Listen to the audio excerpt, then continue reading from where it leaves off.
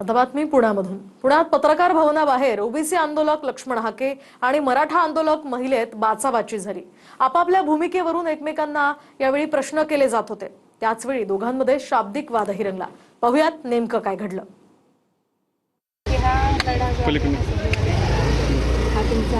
मी काय करतो, मी मारामारी करतो। काय होतं माहितीये का, आरक्षण धनगरांना पण पाहिजे, संविधानात जे आहे सगळ्यांना पाहिजे, कायद्यानं जे अलाव आहे ते सगळ्यांना आरक्षण पाहिजे। तुम्ही काय करताय? तुम्ही मला अडवलंय का?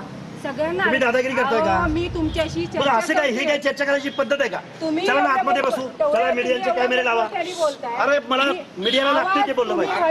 अरे चला बसू आतमध्ये, चला संवाद करू। हे काय रस्त्यावर, हे रस्त्यावर लढायची लढाई आहे का? महाराजांच्या म्हणजे आम्ही आमच्या प्रश्नावर बोलतोय। तुम्ही आवाज हळू करा।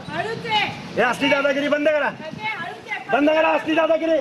आम्ही कोण पळून चाललंय, काय चाललंय, कोण पळून चाललंय? मग काय, तुम्ही महिला आहे, तुमचा मी इज्जत करतोय, तुम्ही काय अडवताय?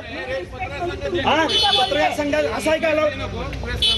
बरोबर नाही, मोबाईल बंद करते।